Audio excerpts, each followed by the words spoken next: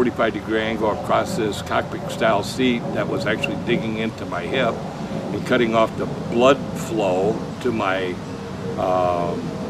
femoral head in my right pelvic upper leg. It was not only disrupting the blood, but it was slowing the blood because of the cold weather conditions. Now there were other things that were going on within the company. There was problems with OSHA violations, and in some of this paperwork that I've got that was not introduced at my original work comp hearing, that was not looked at by my attorney or the opposing attorney for their insurance carrier, such things as storage of materials shall not create a hazard for the bent racks near the west exit. Catwalks, platforms, walkways, and stairways are not maintained in a condition free from hazards. For the hole in the floor near the dock area, which causes a tripping hazard and potential hazard for forklift operators. For the torn loose carpet in the main office, which presents a trip and fall. This is one violation, and of course you can see the violations and you can see the monetary amounts that were charged against the company. Again, there were more OSHA violations. Powered industrial trucks with defects in any way unsafe have not been withdrawn from service until restored to safe operating condition. One forklift was used without using a carriage, causing the forks not to be able to be locked into place during travel while under load. Electrical equipment was not free from recognized hazards that were likely to cause death or serious physical harm to employees, from exposure to live wires, broken insulation underground, flexible cords on the dock lights by docks 3 and 4. Again, these are more violations, and these are amounts that the company was charged. It continues with OSHA violations. Power operated industrial trucks not in safe operating conditions were not repaired. Battery to be used in a forklift truck had inadequate insulation on one of the cables. Here's another violation. Here's another violation. Material stored in tiers was not stacked, locked, interlocked, or limited in height so that it was stable and secure against sliding and collapses. Forklift damage to storage racks in the following areas created a potential hazard of collapse. Again, this is another sheet with the violations and how much they were fined. For the company to sit there and say that they did everything right and protected their employees is a complete fallacy, and they have gotten away with it for 20 years in the time frame when I was working at this in the time frame that I was working for this particular company. I've got more documentation that nobody has looked at. There was problems with sexual harassment. There was a memo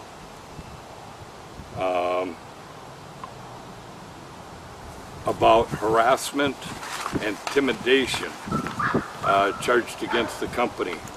And if you can see right in the very top, right here, the first paragraph, it says harassment and intimidation.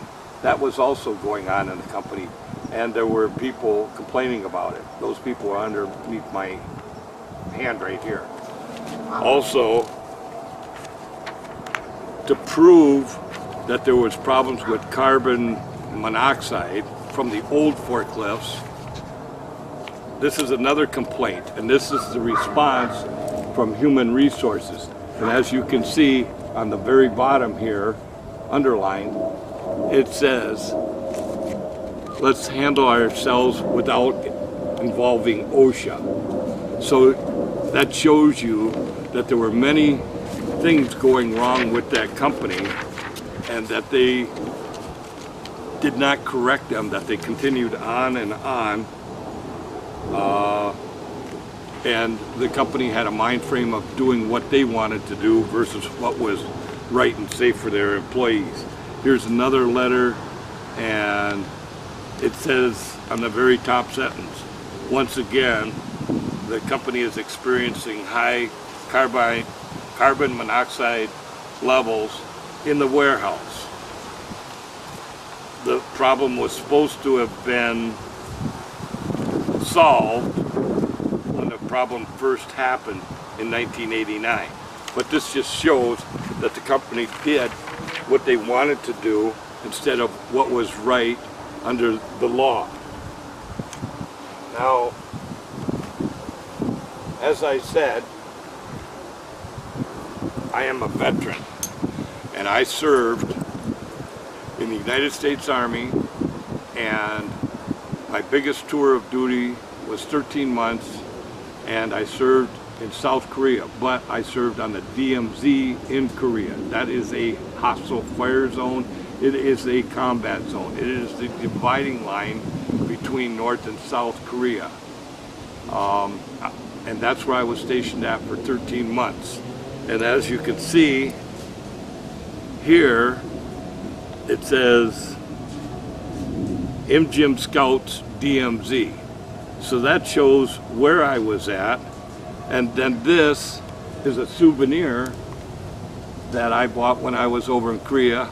And it says Korea, it says when I was there, and it shows North and South Korea and the DMZ. So that's proof of where I was at, that I am a veteran, that I'm a Vietnam era veteran, and I served in a combat zone.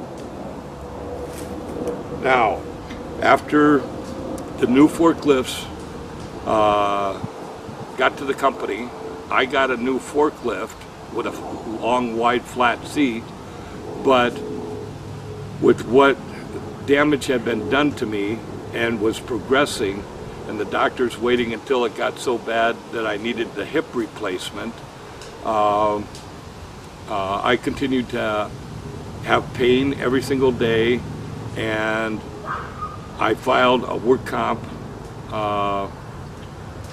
complaint and injury. I retained an attorney, and I won't say his name right now, but he said he was going to do this, he was going to do that. I showed him some of the documentation that I had. I showed him the x-rays. He says, we're going to use all of this. I had co-workers that were willing to testify, and I gave him a list of those names. My attorney never came to the job site, never interviewed anybody. The opposing attorney did come to the job site and interviewed two people separately and asked them two questions. One, did you ever operate the forklift that Steve Hatcher did? And they said yes. They didn't say yes together, it was at separate times. The second question was, did you get sore operating that forklift? And they said yes. Those people came and told me, everybody in the warehouse knew that they were being interviewed. And they also knew everything else that was going on.